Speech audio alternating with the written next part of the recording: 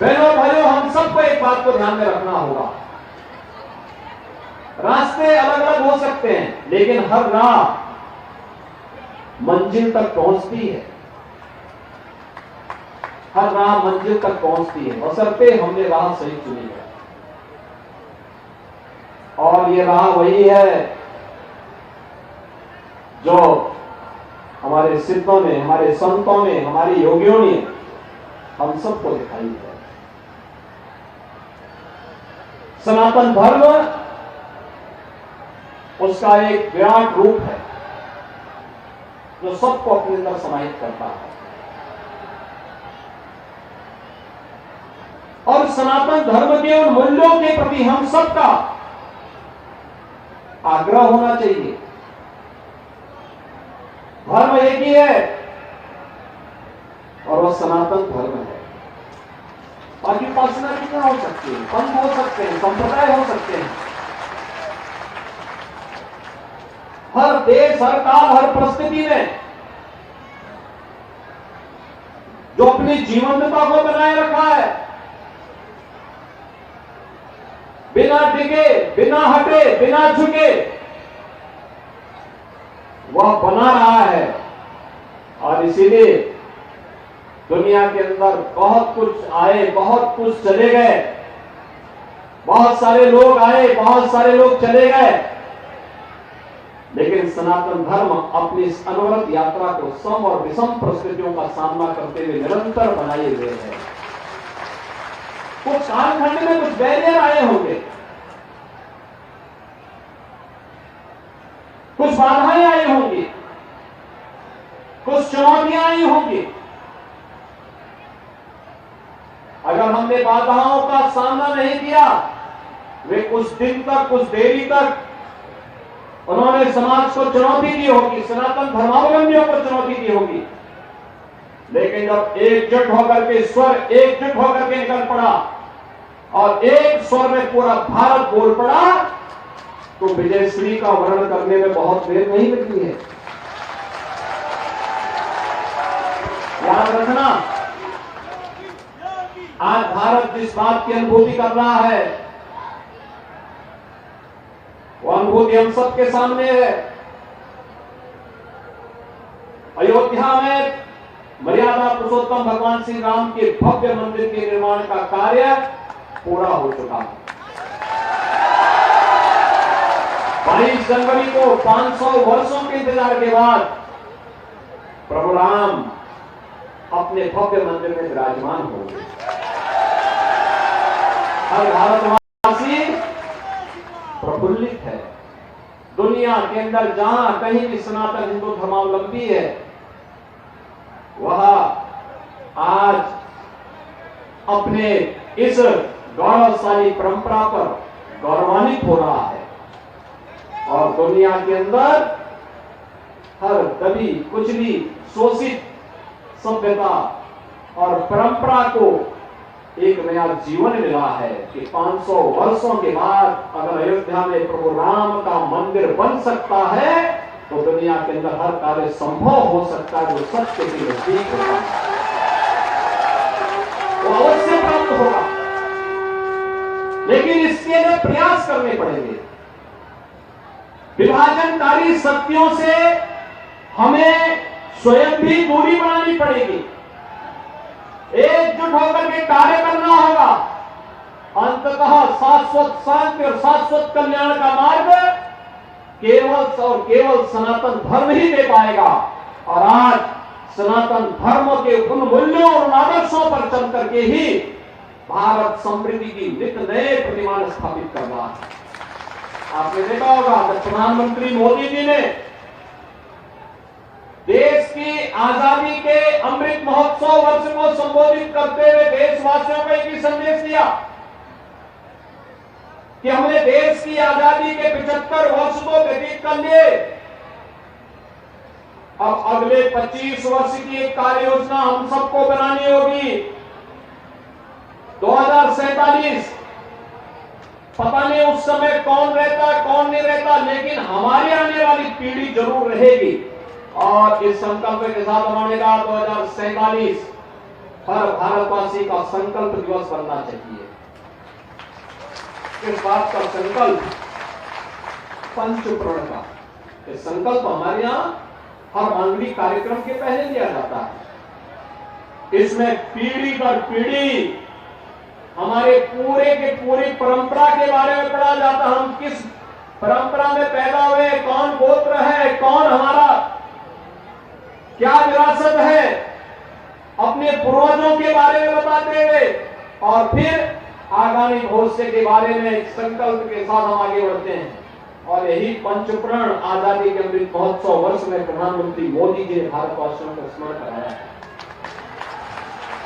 कौन ऐसा भारतवासी होगा, और अगर वो सच्चा भारतवासी है, उसके मन में उससे भाव होना चाहिए कि 2047 होते होते हमारा देश दुनिया की सबसे बड़ी ताकत बने, जिससे हर चेहरे पर खुशहाली लाई जा सके, हर बहन और बेटी को के चेहरे पर मुस्कान लाई जा सके। और मुझे लगता है हर भारतवासी जो सच्चा भारतवासी है, वो अपने देश की सुख और समृद्धि की कामना अवश्य करता होगा। और उस कामना के साथ हम सबको जीने के लिए ये पंचप्रण जो हमारे जीवन का संकल्प बनना चाहिए, यही पंचप्रण है जिसमें हम आत्मनिर्भरता के लक्ष्य को प्राप्त कर सकते हैं।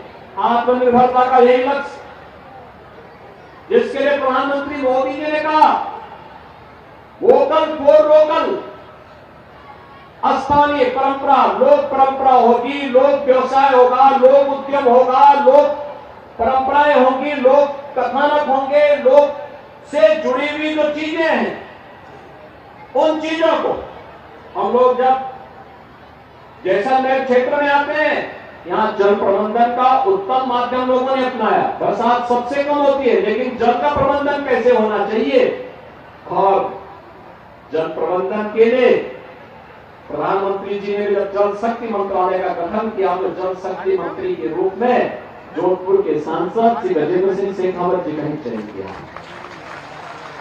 भाइयों बहनों, देश की आवश्यकता है। हम अक्सर करते क्या है, पर्व और त्योहार होते हैं, किसी के गिफ्ट देना होता है, हम विदेशी उत्पाद पे विश्वास करते हैं। हमारा प्रयास होना चाहिए नहीं, हमारे स्थानीय कलाकार में, स्थानीय हस्तशिल्पी में, स्थानीय कारीगर में, स्थानीय किसी व्यवसायी में, स्थानीय किसी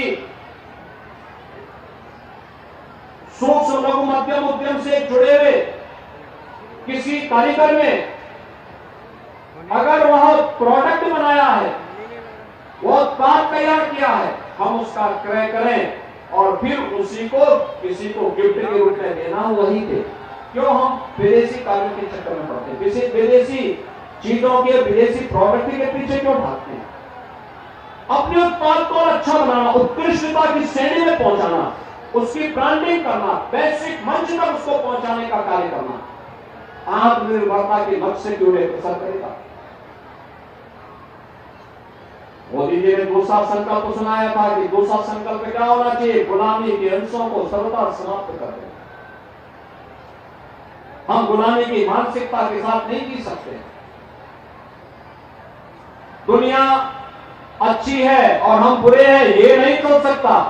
हम अच्छे हैं, और जब दुनिया अंधकार में थी तो पूरी दुनिया भारत की ओर आशा भरी निगाहों से देखती थी, और तब हमारे ऋषियों ने संदेश दिया था, वसुधैव कुटुंबकम का। पूरी दुनिया को एक परिवार के रूप में मानने वाली यह वसुधा, ये भारत की धरती है, भारत की ऋषि परंपरा है। हम श्रेष्ठ थे, इसीलिए आर्य कहलाए। यह भाव किसी और के पास नहीं था, ये हमारे पास था। लेकिन आज हम अपने उस परंपरा के प्रति गुलामी की मानसिकता के कारण हम उसको बोलने में संकोच करते हैं। तीसरी बात जो प्रधानमंत्री जी ने कही थी, वो कही थी विरासत का सम्मान। विरासत का सम्मान, ये विरासत का ही सम्मान का भाव है कि हमने अपने आजादी के अमृत महोत्सव वर्ष में आजादी के उन महान योद्धाओं का, क्रांतिकारियों का, स्वतंत्रता संग्राम सेनानियों का जहां सम्मान किया, वहीं साथ ही साथ इसके साथ एक और शब्द जोड़ा गया है, अपने सैनिकों का, सुरक्षा बलों के जवानों का भी सम्मान करेंगे। तो देश की सीमाओं की रक्षा करते हुए हम सबको सुरक्षा प्रदान करते हैं। विरासत का सम्मान का ही भाव है कि जिस अयोध्या में पहले लोग जाने में संकोच करते थे, आज पूरी दुनिया अयोध्या आना चाहती है।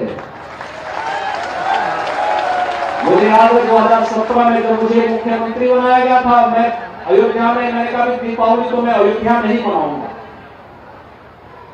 लोगों ने मुझसे कहा क्या कर रहे हैं आप? मैंने कहा मैं जो कर रहा हूं सही कर रहा हूं।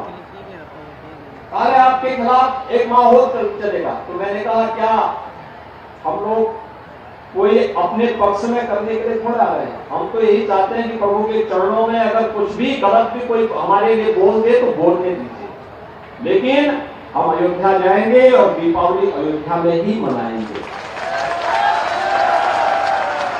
अब आप देख रहे हैं यार, वहां का दीपोत्सव दुनिया का एक भव्य उत्सव बन गया है। संकल्प होना चाहिए। आज अयोध्या में प्रधानमंत्री मोदी जी के विजन के अनुरूप भगवान राम का भव्य मंदिर का निर्माण हो रहा है। 500 वर्षों के बाद भगवान विराजमान होंगे अपने मंदिर में। ये विरासत का ही सम्मान है।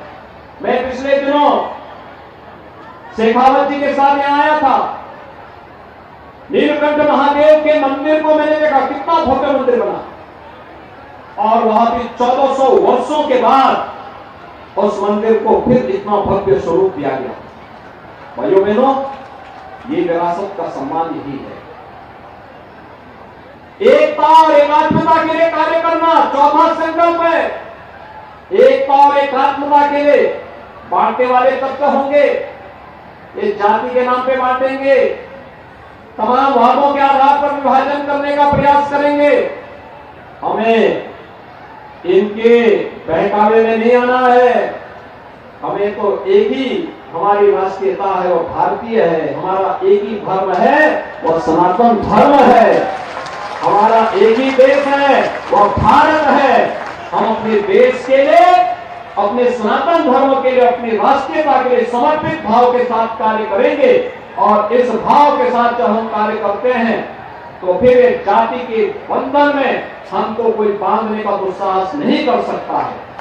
और पांचवा अपने नागरिक कर्तव्य, जिस क्षेत्र में हम कार्य कर रहे हैं उस क्षेत्र में छात्र है, छात्र अपने कर्तव्यों का निर्वहन करे। युवा अपनी ऊर्जा का लाभ देश को दे। व्यवसायी अपने व्यवसाय का लाभ देश को दे। जिस क्षेत्र में जो कार्य कर रहा है वो अपने अपने क्षेत्र में अगर कार्य करता है तो भाइयों बहनों, कुछ भी हमारे लिए संभव नहीं। और इन पंच प्रणों के संकल्प के साथ जब हर भारतवासी जुड़ेगा तो भारत दुनिया की सबसे बड़ी ताकत के रूप में उभरेगा। भारत को दुनिया की बड़ी ताकत के रूप में स्थापित करने से दुनिया की कोई ताकत रोक नहीं पाएगी, क्योंकि 22 जनवरी की बाद एक नए भारत का दर्शन होगा और भारत के अंदर फिर से राम राज्य के दर्शन होंगे। त्रेता युगीन राम राज्य की स्थापना की प्रशस्त करने की। और मेरी भी अपील होगी, 22 जनवरी के बाद अलग अलग राज्यों से ट्रेन से आपको ले जाने की व्यवस्था होगी। अयोध्या में आपके स्वागत के लिए उत्सुकता से हम तैयारी करेंगे, पूरी तैयारी है। सभी लोग सहमत है ना? और मैं आपको इस बात के लिए धन्यवाद देता हूं, राजस्थान वासियों को हृदय से अभिनंदन करता हूं कि उन्होंने यहां पे अपनी विचारधारा की सरकार को लाने में भी मदद की है, क्योंकि इसी में हमारा संरक्षण है, इसी में सुरक्षा है और इसी में विरासत का सम्मान भी है। आज के इस अवसर पर मैं आईएएस योगी गिरिवर नाथ जी का हृदय से अभिनंदन करता हूं। आज उनको चादर उड़ाया जा रहा है। आयुषो की कैलाशनाथ जी महाराज की विरासत को आगे बढ़ाएंगे। सिद्ध शिरोमणि चिड़ियानाथ जी महाराज की तप और साधना से पवित्र हुई इस धरा को यहाँ के भक्तों, यहाँ के श्रद्धालुओं के, यहाँ के अनुयायियों के अनुरूप इसे भव्य स्वरूप देने का कार्य करेंगे और इस स्थान को यहाँ की परंपरा के अनुरूप आध्यात्मिक और धार्मिक केंद्र के रूप में विकसित करने में अपनी मदद करेंगे। हमारी बधाई उनको है, शुभकामनाएं उनको है। इस अवसर पर एक बार फिर से योगीराज सिद्ध शिरोमणि चिड़ियानाथ जी महाराज के श्री चरणों में नमन करते हुए सिद्ध शिरोमणि हमारे आयस योगी कैलाशनाथ जी महाराज के श्री चरणों में विनम्र श्रद्धांजलि अर्पित करता हूं और गिरिवरनाथ जी को हृदय से बधाई देते हुए अपनी शुभकामनाएं देता हूं। आप सबके प्रति मेरी शुभकामनाएं हैं। जय जय श्री राम, जय जय श्री राम। बहुत बहुत धन्यवाद। उत्तर प्रदेश की योगी सरकार जनपदों के विकास के लिए प्रयासरत है, जिसके लिए वो